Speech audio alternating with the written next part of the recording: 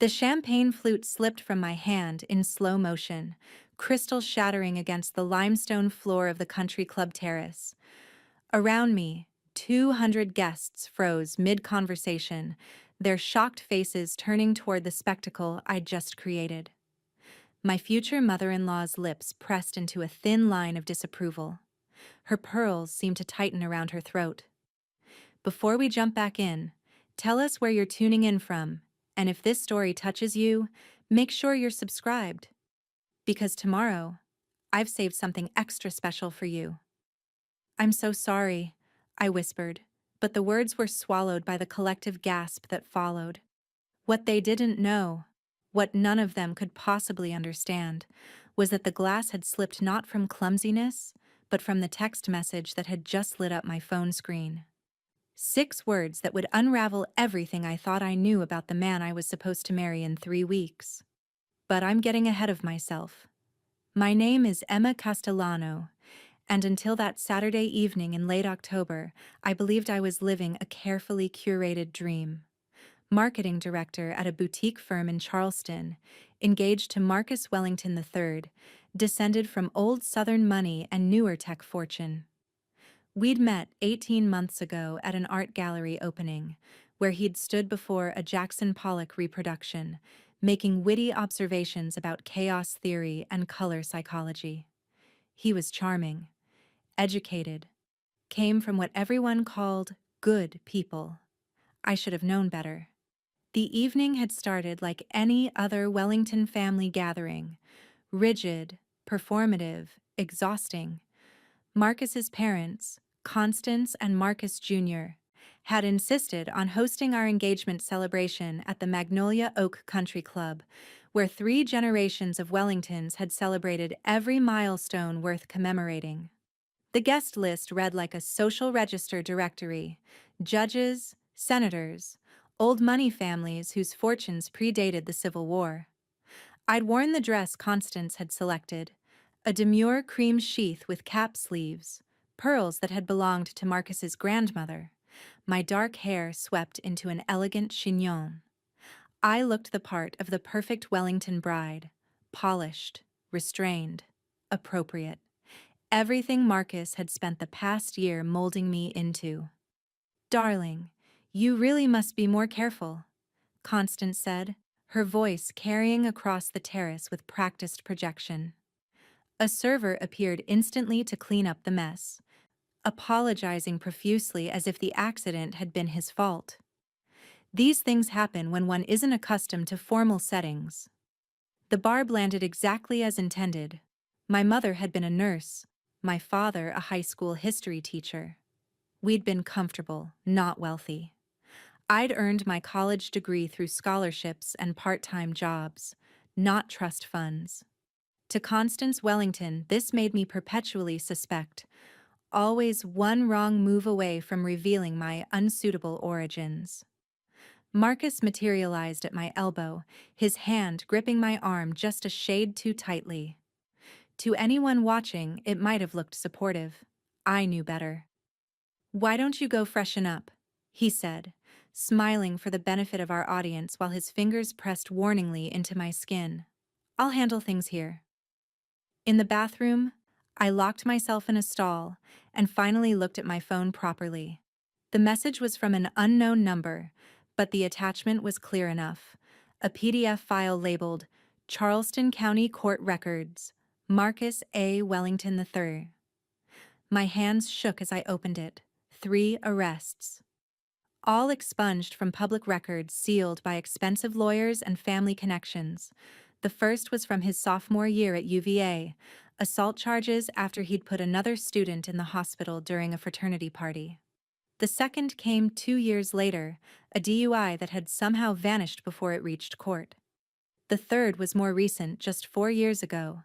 Domestic violence charges filed by his previous girlfriend, withdrawn after what the notes called a substantial financial settlement and non-disclosure agreement. I read through the documents twice, my vision blurring at the edges. The hospital reports detailed fractured ribs, a broken nose, contusions consistent with repeated blows.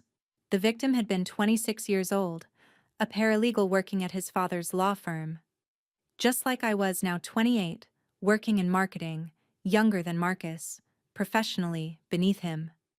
A knock on the stall door made me jump. "Emma, are you all right?" It was Olivia, Marcus's younger sister, and the only Wellington who'd ever shown me genuine warmth. "Marcus sent me to check on you." I emerged from the stall, my face carefully composed despite the storm raging inside me. Olivia took one look at my expression and closed the bathroom door, locking it. "What happened?" she asked quietly. Preparing and narrating this story took us a lot of time, so if you are enjoying it, like this video, it means a lot to us. Now back to the story. I should have lied, should have smiled and said I was fine, just embarrassed about the glass. Instead, perhaps because Olivia had always been kind, or perhaps because I desperately needed someone to tell me I wasn't crazy, I handed her my phone. She read in silence, her face growing paler with each swipe of the screen. When she finished, she looked up at me with something that might have been pity or might have been fear. "You didn't know," she said. It wasn't a question. "How did you?" "I was 15 when it happened with the paralegal. Dad made us all sign NDAs about it. Paid her off, got the record sealed." Olivia's hands were trembling now. I thought Marcus had changed. He went to therapy, anger management. Mom and Dad said it was all behind him. Has he ever? I couldn't finish the question. "Not that I know of. But Emma, there's something else you should know." She pulled out her own phone, fingers flying across the screen. "Rebecca, his ex, she didn't just take the money and disappear. She moved to Atlanta, changed her name. I've been in touch with her. After she heard Marcus was engaged again, she wanted to warn whoever it was, but she was terrified of breaking the NDA. My phone buzzed with an incoming email from an address I didn't recognize. The subject line read, "You deserve to know the truth." "That's her," Olivia said softly. "She sent me this earlier today. I've been trying to figure out how to tell you. I didn't want to ruin the party, but after seeing you just now..." I opened the email with numb fingers. What I found inside was a detailed account of Rebecca's relationship with Marcus, the gradual escalation from criticism to control, from control to physical violence, photos of injuries, medical records, a restraining order that had been quietly dissolved as part of the settlement, and a warning. "He will make you think you're crazy. He will isolate you from anyone who might question him. By the time you realize what's happening, you'll be completely dependent on him. Please, if you're reading this, run." "I have to tell someone," I said, my voice barely above a whisper. "His parents need to know that..." "They already know." Olivia's words hit like a slap. "Emma, they've always known. They're the ones who covered it up." The bathroom door rattled. Marcus's voice came through. Jovial for the benefit of anyone in the hallway, but with an edge I'd learned to recognize. "Everything all right in there, ladies? Emma, sweetheart, people are asking for you." Olivia and I exchanged a glance. She mouthed one word. "Careful." I deleted the email, cleared my recent calls, and tucked my phone into my clutch. Then I unlocked the door and stepped out to face my fiancé. Marcus's smile didn't reach his eyes. "There you are." Mother was getting worried. His hand found my elbow again, steering me back toward the terrace. "You've been gone for 20 minutes. People are starting to talk." "I wasn't feeling well," I said, keeping my voice steady. "You seem fine now." His thumb pressed against the soft underside of my arm, just hard enough to bruise. "Let's not make this evening any more awkward than you already have, shall we?" Back on the terrace, I moved through the crowd like an automaton, accepting congratulations and making small talk while my mind raced. Constance Wellington appeared at my side, her expression carefully arranged into something that might pass for maternal concern. "Emma dear, might I have a word?" She guided me away from the other guests, toward a quiet corner overlooking the golf course. I wanted to speak to you about your behavior this evening. My behavior? The words came out sharper than intended. The glass? The extended absence? Your general demeanor? It's all been rather concerning. Constance's smile was a blade wrapped in silk. I understand you may feel overwhelmed by all of this. The Wellington family has certain expectations, standards that must be maintained. When you marry Marcus, you'll be representing not just yourself, but generations of family legacy. I thought of those court documents, the sealed arrests, the paid-off victim who'd been forced into silence. I understand completely, I said, meaning something entirely different than what Constance heard. Good, because I'd hate for there to be any misunderstandings about what this marriage requires. She placed a perfectly manicured hand on my arm. Marcus is a good man from a good family. Whatever you might hear from jealous acquaintances or bitter ex-girlfriends, and I assure you, there are always bitter ex-girlfriends. Remember that we Wellingtons take care of our own. We protect our family's reputation at all costs. The threat wasn't even subtle. Of course, I murmured. Wonderful. Now, I think it's time we made the official toasts. Marcus has been so patient waiting for you. She steered me back into the crowd, where Marcus stood at the center of a small group, holding a fresh champagne flute. As I approached, I caught his eye. For just a moment, the charming mask slipped, and I saw something cold and calculating underneath. He'd known I was in that bathroom longer than necessary.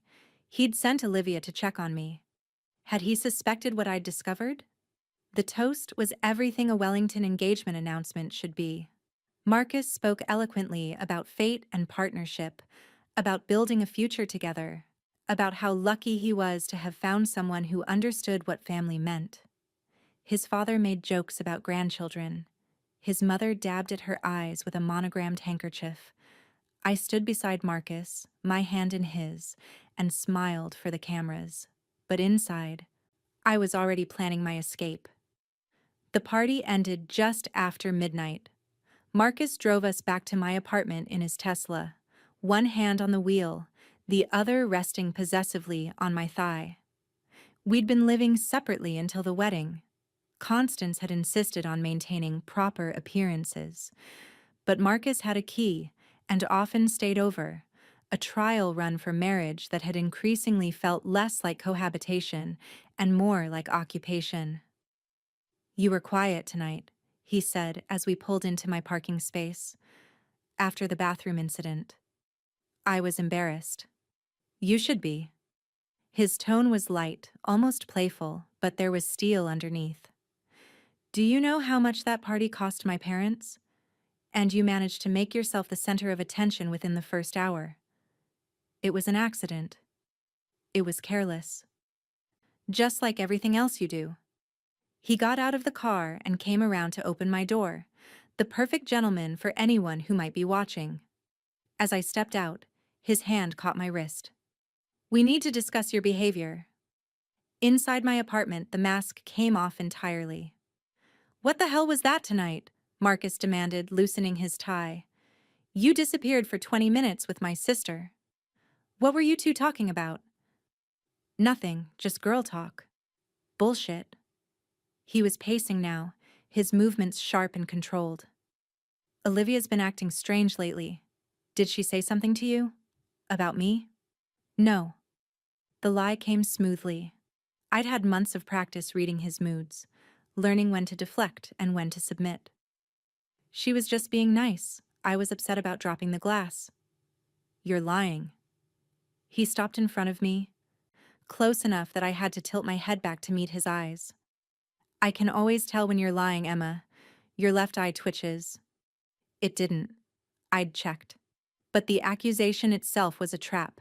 Deny it, and I was lying about lying. Admit it, and I confirmed his suspicion. This was how he operated, I realized with sudden clarity. Every conversation a minefield, every response potentially wrong. I'm not lying, I said carefully. Olivia and I talked about the wedding, about honeymoon ideas, normal things. He studied my face for a long moment, then abruptly relaxed, his expression shifting back to charming. Of course you did. I'm sorry, sweetheart. It's been a stressful evening.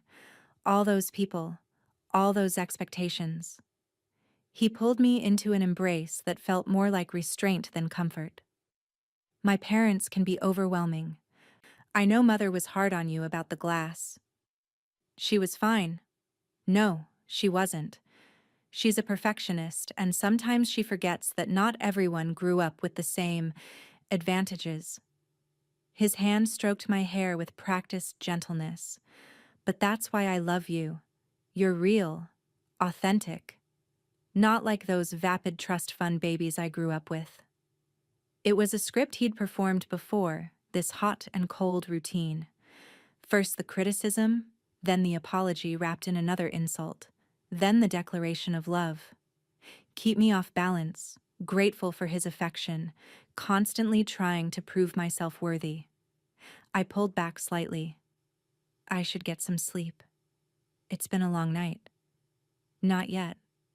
His grip tightened. There's something we need to clear up first. My heart rate spiked. What's that? My mother wants you to come to the house tomorrow. To apologize. Apologize for what? For embarrassing me tonight. For making my parents' party about you and your clumsiness instead of about our future. He said it so reasonably, as if it made perfect sense. It's just a formality. You know how traditional she is. A proper apology, maybe some flowers. Show that you understand the gravity of representing the Wellington name. Marcus, I dropped a glass. That's all. That's not how my parents see it. His voice hardened. Emma, we're getting married in 3 weeks. 3 weeks. After that, you're part of this family, which means you follow family protocols. If my mother wants an apology, you apologize. It's that simple. And if I don't? The question hung in the air between us. I watched emotions flicker across his face. Surprise that I'd challenged him, anger at the defiance, calculation as he considered his response. Then I'd have to seriously reconsider whether you're ready for this marriage, he said finally. My family means everything to me. If you can't show them basic respect, if you're going to be stubborn and difficult over something this minor, then maybe we need to think about what that says about our future. There it was. The threat underneath the reasonable tone. Apologize or lose the wedding, the relationship, the future we'd planned. Except now I knew what that future really meant. What kind of man I was actually marrying. Fine, I said, hating myself for the word. I'll apologize tomorrow. That's my girl. He kissed my forehead, his good humor restored. See? That wasn't so hard. And Emma, don't mention any of this to your parents. They're already nervous about the wedding, about fitting in with my family. No need to worry them over something so trivial. He'd been isolating me for months, I realized, gradually cutting me off from friends who didn't understand our relationship, family who weren't sophisticated enough for Wellington events, coworkers who might notice the changes in me. By the time he left my apartment that night, I'd mentally cataloged a dozen ways he'd been slowly erasing my support system. The moment his car pulled away, I was on the phone. Detective Morrison. My voice shook despite my efforts to control it. This is Emma Castellano. You gave me your card last year after that break-in at my office. I need your help with something sensitive. Sarah Morrison had worked fraud and white-collar crime for Charleston PD before moving to private investigation 3 years ago.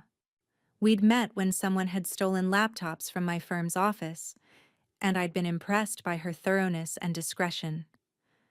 Emma, it's after midnight. What's wrong? I need you to run a background check, a comprehensive one. I need to know everything about someone's criminal history, even if it's been sealed or expunged. There was a pause. That's not exactly legal unless you have proper authorization. I know. But I also know you have contacts who can access those records. I'll pay whatever it costs. Who are we talking about? Marcus Wellington III. Another pause, longer this time. The Wellington family? Emma, those people have serious connections. If they find out someone's digging into sealed records, they won't find out. And Sarah, I really need this. I think I'm in danger. That changed everything. Tell me what's going on. I spent the next hour explaining everything. The dropped glass, the anonymous text with court documents, Olivia's confession, Rebecca's email. Sarah listened without interrupting, but I could hear her typing, likely already starting her investigation. "Here's what I can do," she said when I finished.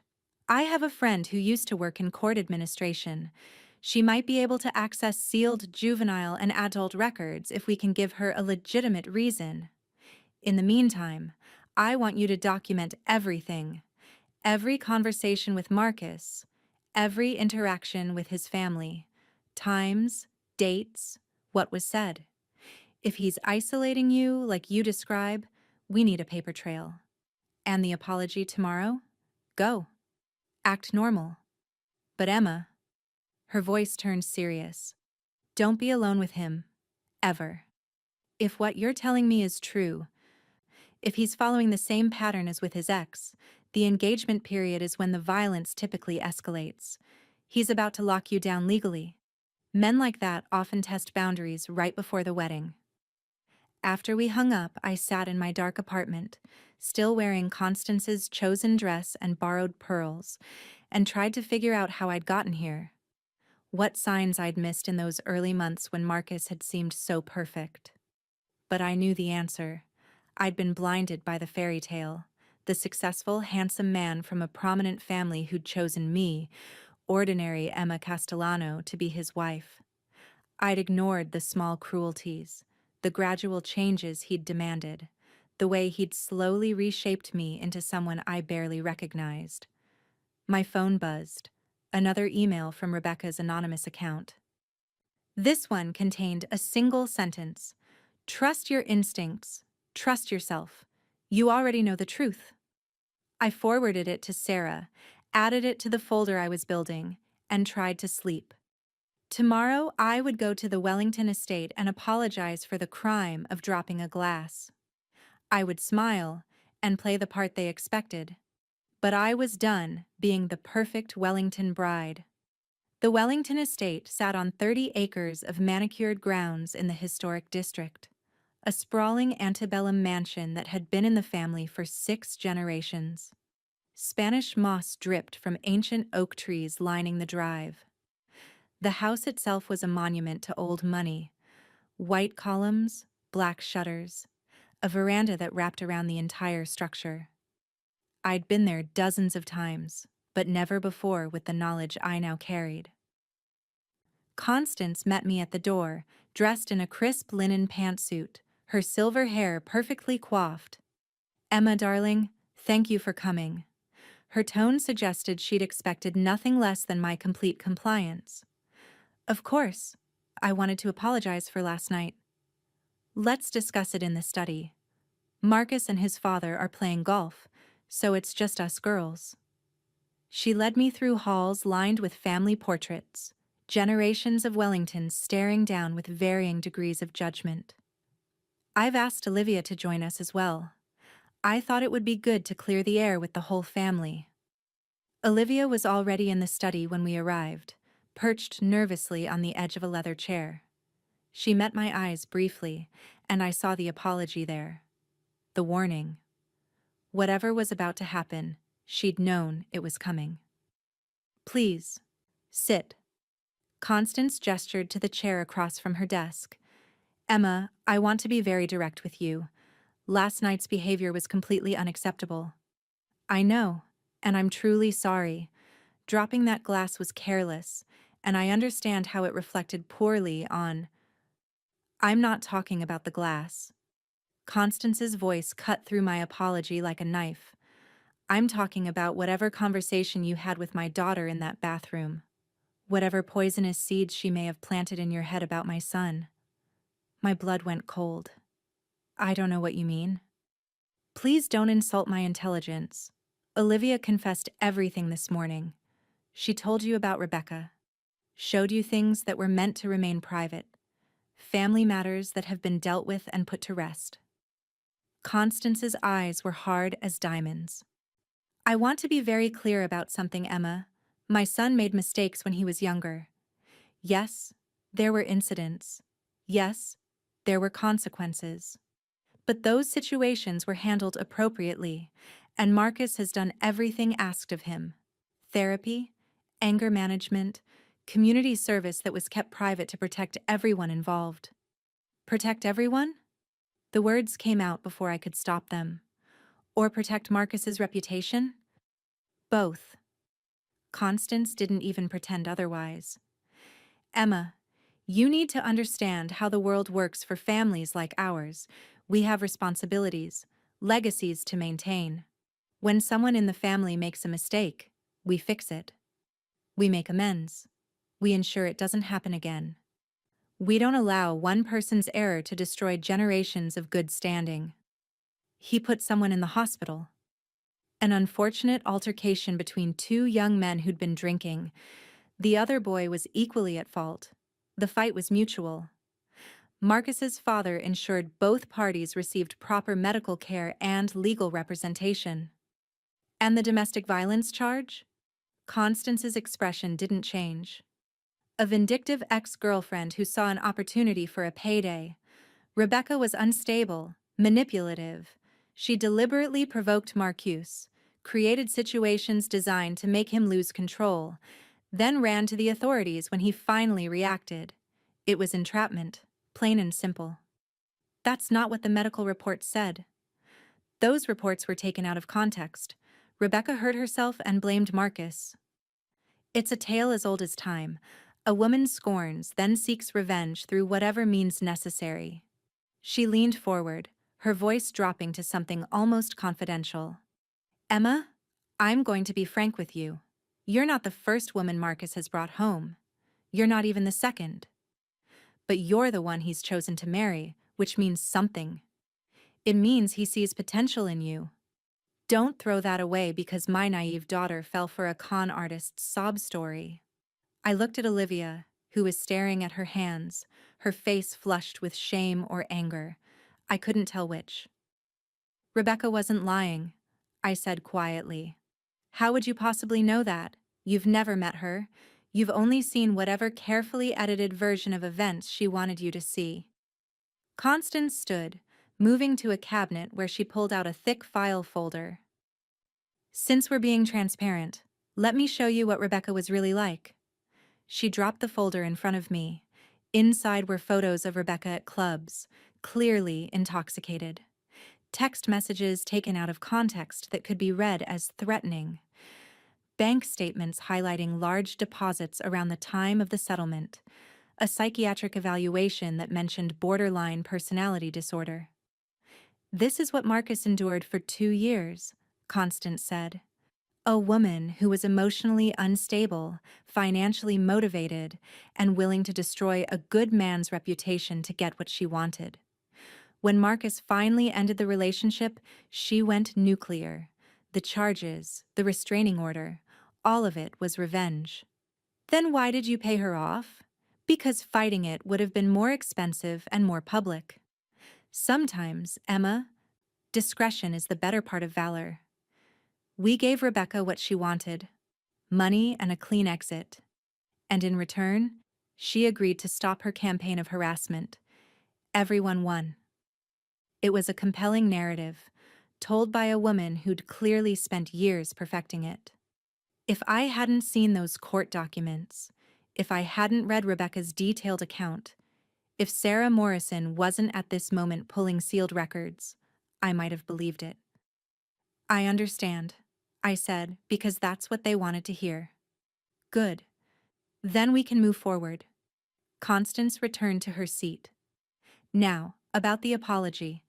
I think it would be appropriate for you to issue a formal statement to the family, acknowledging that you spoke out of turn, that you regret questioning Marcus's character, and that you understand the privilege of marrying into the Wellington family. You want me to apologize for believing his ex-girlfriend? I want you to apologize for allowing yourself to be manipulated into doubting your fiancé, for giving credence to lies from a disturbed woman, for disrespecting this family by entertaining such slanderous accusations. Constance's voice hardened. Emma, you need to decide right now what kind of wife you're going to be. Are you going to be the kind who supports her husband, who stands by her family, who understands that sometimes protecting the people you love means protecting them from their past mistakes? Or are you going to be the kind who sabotages her own happiness by dwelling on things that are over and done with? The ultimatum was clear: apologize and submit, or the engagement was over. In the corner, Olivia finally spoke. Mom, this isn't fair. Emma has a right to. Olivia, you've done enough damage. Constance didn't even look at her daughter. You betrayed your brother's trust and violated family confidentiality. You'll be dealing with your own consequences. What consequences? Olivia's voice rose. What are you going to do, cut me off? Disown me for telling the truth? If necessary. The casual cruelty in Constance's tone made my skin crawl. You're 24 years old, Olivia. You have a trust fund that doesn't vest until you're 30, a credit card that I control, and a car that's registered in your father's name. Before you decide to be noble, think very carefully about what you're willing to lose. I watched the calculation happen on Olivia's face, the weighing of principles against financial security, justice against comfort. She was young enough that 6 years until her trust fund vested might as well be forever. Old enough to know what being cut off from the Wellington money would mean for her lifestyle. Emma, Olivia said, her voice barely above a whisper. I'm sorry, I shouldn't have shown you those things. I was out of line. And there it was. The entire family playbook in one moment. Coercion dressed as concern, threats wrapped in reason. Isolate, confuse, force compliance. I see, I said. I stood up, smoothing my dress. May I have a moment to think about this? Of course. Take all the time you need. Constance smiled, sensing victory. Use the powder room down the hall. Compose yourself. When you come back, we'll discuss the exact wording of your apology. In the bathroom, I locked the door and immediately called Sarah Morrison. Emma, what's wrong? You sound. I need those records now. Whatever you can get. I'm at the Wellington estate, and Constance just spent 20 minutes trying to convince me Rebecca was a con artist. She has an entire file of evidence that makes her look unhinged. Manufactured evidence is textbook abuser behavior, Sarah said. They document their victims' reactions to the abuse, then use those reactions as proof that the victim was unstable. Emma, you need to get out of there. I know, but I need ammunition first. Constance said Marcus went to therapy, anger management, community service. Can you verify that? I'm already on it. My contact pulled his juvenile record. It's worse than we thought. There were 3 incidents before he turned 18, all handled privately through family connections. I'm emailing you everything now. My phone buzzed with Sarah's email.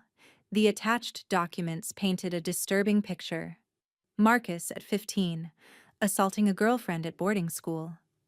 Marcus at 16, arrested for destruction of property after trashing his then-girlfriend's car. Marcus at 17, suspended from school for stalking a classmate who'd broken up with him. Each incident had been resolved quietly, money changing hands, records sealed, victims silenced. There's more, Sarah continued. I found Rebecca. She's willing to talk, but only if she has protection from the Wellington lawyers. She's terrified of them, Emma. She said she'd rather live in fear of breaking the NDA than risk what they'd do to her legally if she spoke out. What do we need to protect her? Evidence that Marcus is currently engaging in the same patterns. Documentation of his behavior with you. Enough to show that her case wasn't isolated, that there's an ongoing threat. Sarah paused. Emma, this is getting dangerous. These people have serious money and serious connections. If you're going to move against them, you need to be absolutely certain. I'm certain. Then here's what we do. Go back out there. Apologize like they want. Play along for now. But while you're doing that, I'll be building our case. We need more victims, more evidence. And we need to do this right, because you only get one shot at taking down a family like the Wellingtons. When I returned to the study, Constance looked up expectantly. I'd like to apologize, I said, my voice steady. You're right that I acted inappropriately. I allowed myself to be influenced by information I couldn't verify, and I questioned Marcus's character based on incomplete evidence. That was wrong of me. Constance's smile widened. I'm so glad you see it that way. I also think, I continued, that it would be appropriate for me to apologize to Marcus in person, and to his father as well. This is a family matter, and everyone should hear my apology directly. That's very mature of you. The men should be back from golf within the hour. Why don't you stay for lunch?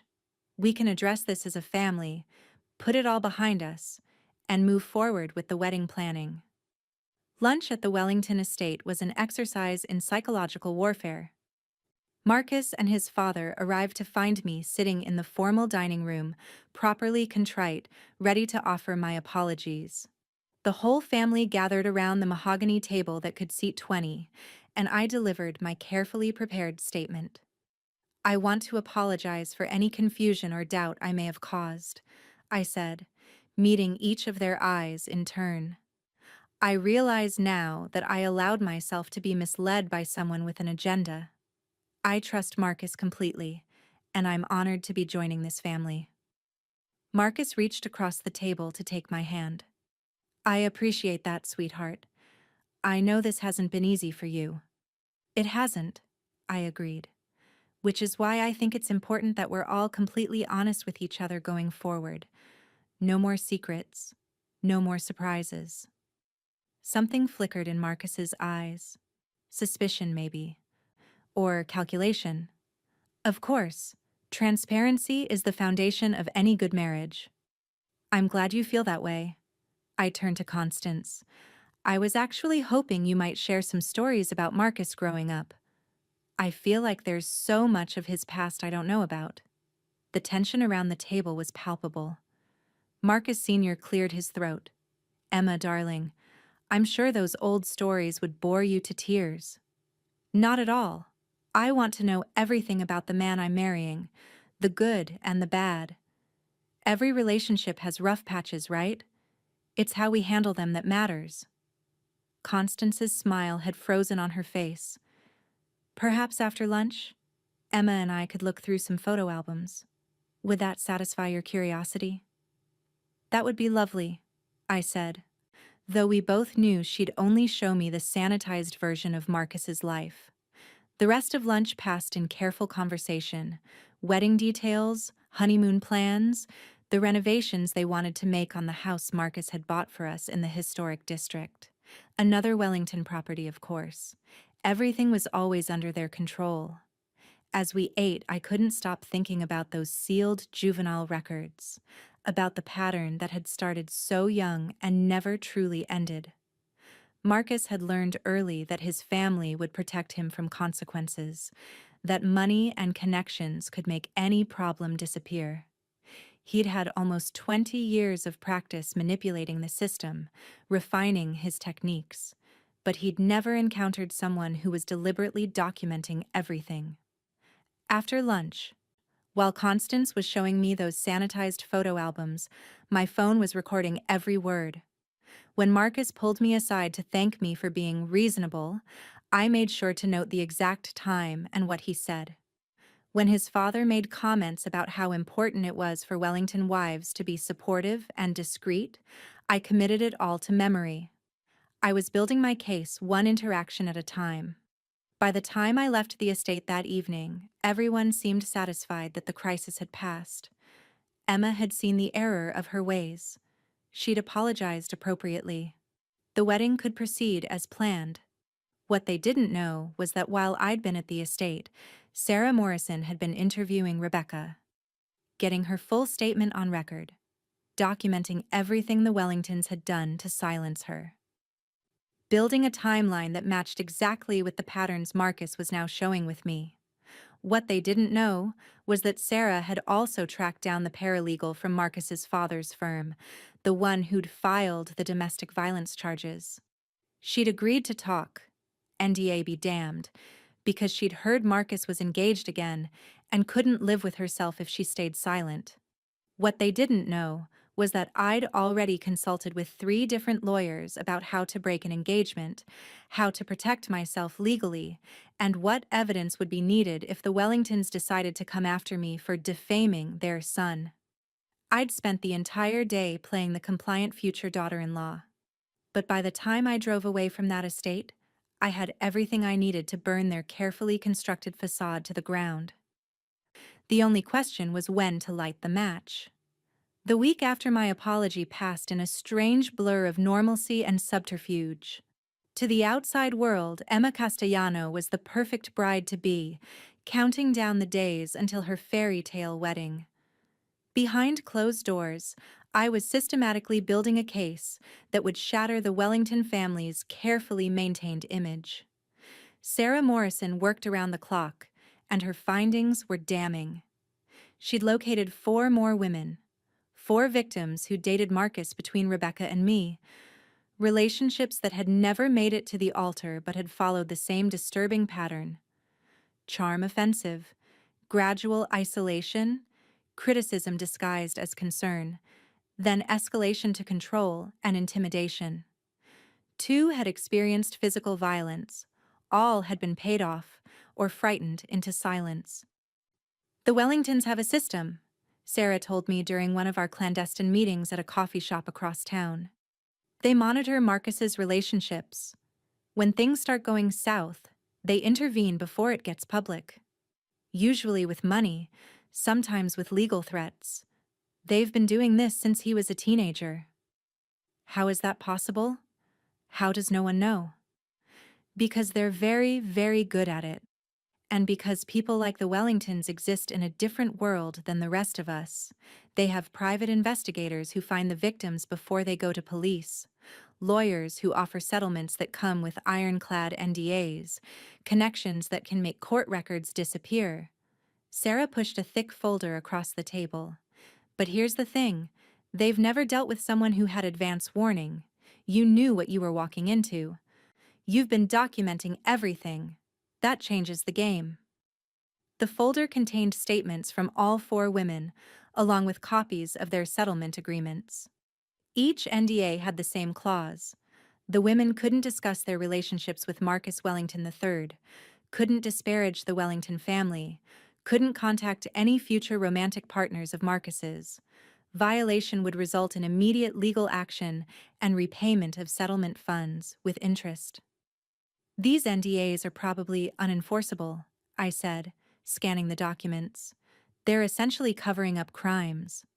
Probably, but these women didn't know that, and even if they suspected, going up against Wellington lawyers would bankrupt them. Sarah leaned forward. Emma, we have enough here to destroy Marcus, to expose his whole family's complicity. But you need to understand what that means. They will come after you with everything they have. Your reputation, your career, your finances. Nothing will be off limits. I know. Do you? Because I've seen families like this operate. They don't just fight back. They annihilate. And they have resources we can't match. They have money, I said quietly. But we have the truth. And we have something they don't expect. What's that? Documentation from someone who was supposed to be family. I pulled out my own folder, thinner than Sarah's, but just as damaging. Every conversation I've had with Constance and Marcus Sr. since I found out. Every threat, every manipulation, every attempt to silence me. All recorded, all time-stamped, all admissible. Sarah's eyes widened. You've been recording them? South Carolina is a one-party consent state. I can legally record any conversation I'm part of. I'd done my research, and I've been very careful to be part of every conversation. You're more devious than I gave you credit for. I learned from watching Marcus. He's been playing psychological games with me for months. I just started playing back. The question was when to reveal what I knew. The wedding was in 10 days. Part of me wanted to wait until the ceremony itself, to expose Marcus in front of all his family's friends and connections. But the smarter play was to move sooner, before the Wellingtons could prepare their counterstrike. The decision was made for me 3 days later. I was at work, reviewing marketing materials for a client pitch, when Marcus appeared in my office doorway unannounced. He'd never visited my workplace before. I'd always kept that part of my life separate from him, some instinct telling me to maintain at least one space that was entirely mine. "Surprise," he said, but his smile didn't reach his eyes. "Thought I'd take my beautiful fiancé to lunch." Around us, my coworkers smiled at the romantic gesture. Marcus played it perfectly, the attentive groom-to-be stealing his bride away for a midday date. But I saw the tension in his shoulders, the calculated nature of his charm. "That's sweet," I said carefully. "Let me just grab my bag." He waited while I gathered my things, and I noticed he was watching my computer screen, my desk, looking for something. When we got to his car, he didn't drive to a restaurant. Instead, he pulled into a parking garage and stopped on an empty level. "We need to talk," he said, killing the engine. "About what?" "About why you've been meeting with a private investigator." His voice was level, controlled, but I could hear the rage underneath. "Did you really think I wouldn't find out, Emma? Did you think I'm stupid?" My heart hammered, but I kept my expression neutral. "I don't know what you're talking about. Don't lie to me." His hand shot out, gripping my wrist hard enough to hurt. "I have people who watch for this kind of thing. Someone making inquiries about sealed records, talking to people from my past. Did you really think you could investigate me without me knowing?" So the Wellingtons did monitor for threats. Sarah had been right. "You're hurting me," I said quietly. "I'll hurt you a lot worse if you don't start telling me the truth."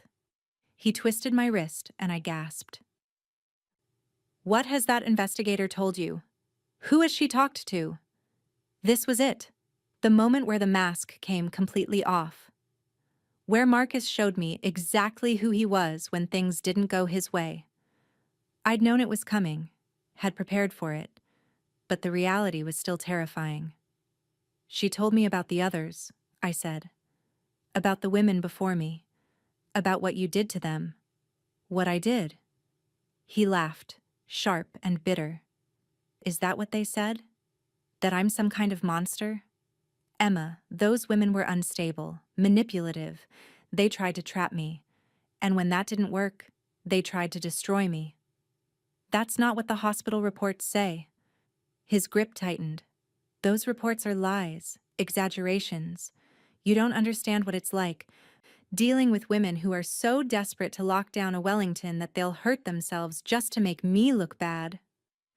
Rebecca had 3 broken ribs. Rebecca was in a car accident. She tried to blame me for it to get money from my family. The police report said the injuries were inconsistent with a car accident. The police were wrong. His face was inches from mine now. "Emma, I'm giving you one chance to fix this. You're going to call off your investigator. You're going to destroy whatever evidence she thinks she has. And you're going to marry me in 10 days like we planned. If you do that, we can forget this ever happened. And if I don't? Then you'll find out exactly what the Wellington family does to people who threaten us." He released my wrist, leaving red marks on my skin. "Do you have any idea what we're capable of?" My father has judges on speed dial. My mother has connections in every major firm in the state. We will destroy you, Emma. Your career, your reputation, your family. Nothing will be safe. We'll bury you so deep, you'll wish you'd never heard the name Wellington. Is that what you told Rebecca? Before your parents paid her off? Rebecca was smart enough to take the money and disappear. You should be too. He started the car. I'm taking you back to work now. You have until tomorrow morning to make your decision. Either you drop this, apologize to my family for the disrespect, and we move forward with the wedding. Or you refuse, and you see what happens to people who cross us. He drove me back in silence. When I got out of the car, he grabbed my hand, squeezing hard enough to make me wince. Choose wisely, Emma. You really don't want to be my enemy. Back in my office, I locked the door and immediately called Sarah. He knows, I said without preamble. They've been monitoring for exactly this kind of investigation. He just threatened me, physically grabbed me and said he'd destroy my life if I don't drop it. Did anyone see? No, he was smart about it. Isolated location, no witnesses. Emma, you need to go to the police, right now. That's assault, and it's a direct threat. And he'll say it never happened. It's my word against his, and he's a Wellington. I looked at the red marks on my wrist, already fading. But I got him on recording. You were recording in the car? I've been recording every interaction since the apology. My phone's been in my pocket, running a voice memo app. I have everything. The threats, the assault, all of it. Sarah was quiet for a moment. Emma, you're playing with fire. I know, which is why we need to move now. Not tomorrow, not after the wedding. Today. I opened my laptop, pulling up the email I'd been drafting for the past week. I'm sending everything to the Charleston Post and Courier. All the victim statements, all the settlement agreements, all the sealed records you accessed. I'm CCing the other victims so they can go on record if they want to, and I'm sending copies to every board member at Marcus's father's law firm. They'll sue for defamation. Let them. Discovery in a defamation case would expose everything they've been hiding. They won't risk it. I attached the folders to the email. I'm also sending a copy to the DA's office. Maybe they can't prosecute the old cases, but they can open an investigation. Public pressure might force it. What about you? Where will you go when this breaks? I've already booked a flight to my sister's place in Colorado. I'm leaving tonight. I'd been planning this exit for days, knowing it might come to this. By the time the Wellingtons realize what's happening, I'll be gone. They'll still come after you. I know, but at least I won't be married to him. I sent the emails at 3:47 p.m. on a Tuesday afternoon. Within 20 minutes, my phone started ringing. Marcus, Constance, Marcus Sr., even Olivia. I ignored them all, packed a go-bag from my apartment, and headed to the airport. The first article hit the Post and Courier's website at 7:30 p.m. Prominent Charleston family accused of covering up son's violent history. By 9 p.m., it had gone viral on local social media. By midnight, 3 of Marcus's previous victims had given interviews to other news outlets. NDA violations be damned. The dam had broken. From Colorado, I watched the fallout unfold on my laptop. The story had everything the media loved: old money corruption, domestic violence, sealed records, multiple victims. Every hour brought new revelations as journalists dug deeper. Marcus's juvenile record became public. The law firm settlements were exposed. Constance and Marcus Sr. were photographed fleeing from reporters. My phone buzzed constantly with messages from reporters, from friends, from acquaintances I hadn't heard from in years. But the call I was waiting for came 3 days after the story broke. Emma, this is District Attorney Jennifer Hawkins. I'd like to talk to you about pressing charges. We spoke for 2 hours. I sent her everything: The recordings, the documentation, the evidence of Marcus's assault in the parking garage. She was honest about the challenges. The old cases were past the statute of limitations. The sealed records would be difficult to use. The Wellington lawyers would fight everything. But public pressure was mounting. 4 women had now come forward with similar stories. A pattern was undeniable, and I had something none of the others had possessed. Evidence of recent criminal behavior, documented and recorded. "We can charge him with assault and battery from the parking garage incident," DA Hawkins said. "The recording is clear. And we can investigate the systematic obstruction of justice by his parents. If we can prove they knowingly concealed crimes, paid off victims to prevent testimony, that's felony territory. What are my chances?" "Better than you think. The Wellingtons' biggest weakness is that they've relied on secrecy and intimidation for so long, they never prepared for what happens when the truth comes out. They're scrambling. And Emma? You broke the pattern. You refused to be silent. That matters." The legal battle that followed was brutal.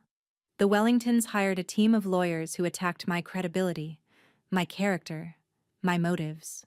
They painted me as a gold digger who'd fabricated evidence when Marcus tried to end the engagement. They produced witnesses who swore I'd been unstable, obsessed, manipulative. But they couldn't explain the recordings. They couldn't explain why 4 other women had identical stories. They couldn't explain the sealed juvenile records or the pattern of settlements. Most importantly, they couldn't explain why, if I was lying, Marcus had grabbed me and threatened me in that parking garage. The assault charge stuck. Marcus Wellington III was arrested 6 weeks after the story broke.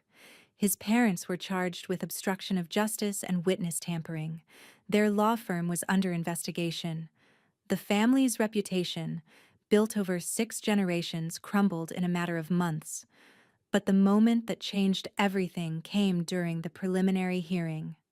I was in the courtroom, sitting behind the prosecutor's table, when Constance and Marcus Sr. walked in.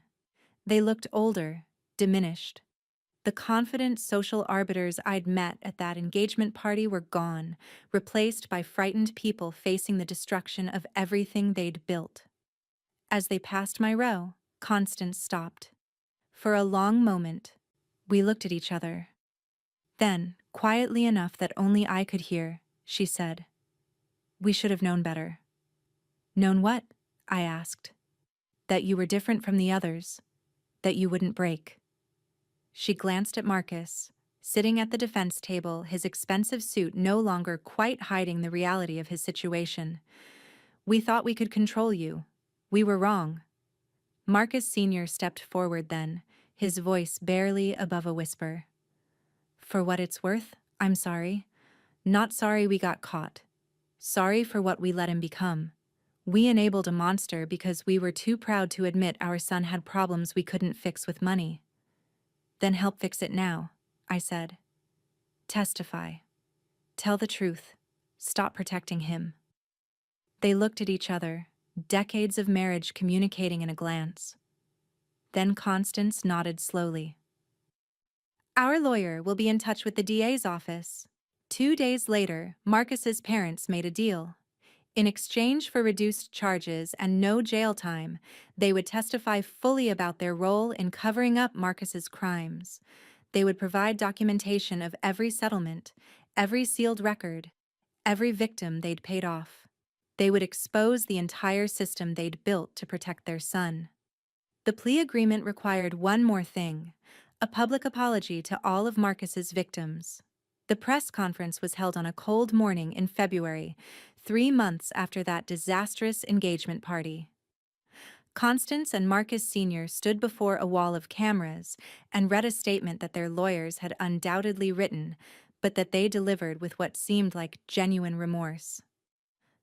"We apologize to Emma Castellano and to every woman our son harmed. We apologize for using our resources and connections to silence victims rather than get our son the help he needed. We apologize for prioritizing our family's reputation over the safety and well-being of innocent people. Our actions enabled abuse, obstructed justice, and perpetuated harm. We were wrong. Then Constance looked directly into the camera, and I knew she was speaking to me. Emma, you were braver than we gave you credit for. You refused to accept the role we tried to force you into. You demanded the truth when we offered only carefully constructed lies. For that, we owe you more than an apology. We owe you our gratitude for doing what we were too cowardly to do, stopping our son before he hurt anyone else. The statement was splashed across every news outlet.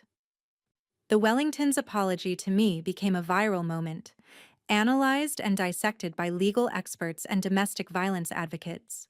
Some saw it as calculated damage control, others saw it as genuine accountability. I saw it as closure. Marcus ultimately pleaded guilty to assault and battery with enhanced charges for the pattern of behavior. He was sentenced to 2 years in prison, followed by 5 years of probation, mandatory counseling, and registration as a domestic violence offender. His law license was suspended. His trust fund remained frozen pending civil suits from his victims. The Wellington family's social standing never recovered. Marcus Sr. resigned from his law firm. Constance withdrew from the charitable boards and society positions that had defined her life. They became cautionary tales, proof that money and connections couldn't protect you from the consequences of your actions forever. As for me, I eventually returned to Charleston. Not to reclaim my old life, that version of Emma Castellano was gone, but to build something new. Sarah Morrison and I started a consulting firm specializing in helping abuse victims document and escape dangerous relationships. We train people to recognize red flags, to build evidence, to protect themselves legally before situations escalate. We call it the Wellington Protocol, a private joke that became a public mission statement. Because the truth is, the Wellingtons taught me something valuable. Abusers rely on silence, on shame, on victims believing they're powerless. But documentation is power. Truth is power. Refusing to play by their rules is power. 6 months after the trial, I received a letter from Olivia Wellington. She'd changed her name, moved to California, and was working for a domestic violence nonprofit. She wanted to apologize for not being stronger when it mattered, for letting her mother intimidate her into silence. I wrote back, telling her that she'd actually saved my life by showing me those documents in the bathroom. Without her courage in that moment, I might never have investigated further. I might have married Marcus, might have become another sealed record, another settlement, another silenced victim. We meet for coffee occasionally when she visits Charleston. She tells me about the women she's helping now, the shelters her family's money is funding as part of their ongoing penance. The Wellington fortune, once used to silence victims, now supports survivors. It's not redemption. Some actions can't be redeemed, but it's something. On what would have been my wedding day, I treat myself to dinner at an expensive restaurant downtown. I order the most expensive bottle of wine, toast to myself, and reflect on how differently things could have turned out. I think about that moment at the engagement party when the champagne glass slipped from my hand. How such a small thing, a dropped glass, an embarrassing moment, a demand for an apology, had led to all of this. The Wellingtons had wanted me to apologize for embarrassing Marcus. Instead, I'd exposed him, dismantled his family's protective infrastructure, and helped ensure he could never hurt anyone else. As I finish my wine, my phone buzzes with a message from the DA's office. Another victim has come forward, emboldened by the Wellington case. She needs help documenting her abuse, building her case, finding the courage to leave. I text back immediately. I can help. When can we meet? Because that's the real ending to this story. Not revenge or justice or even closure, though those all played their parts. The real ending is that I refused to be silent, refused to accept the role they'd written for me, refused to let them make me small. And now I help others do the same. The Wellingtons wanted me to apologize for dropping a glass at their party. Instead, I made them apologize for covering up their son's crimes for over 2 decades. I'd say we're even, but honestly, I came out ahead. Some lessons you can only learn by refusing to accept the narrative someone else writes for you, by trusting yourself when everyone around you says you're wrong, by documenting the truth when powerful people want you to accept their lies. The Wellingtons thought they were untouchable. They learned otherwise. And somewhere in a minimum security prison, Marcus Wellington III has time to reflect on what happens when you finally encounter someone who won't break, won't bend, and won't stay silent. I hope he uses that time wisely. As for me, I'm busy helping the next person who refuses to be silenced. There's always someone who needs help escaping, documenting, finding their courage. The Wellington Protocol stays busy, and I sleep very, very well at night.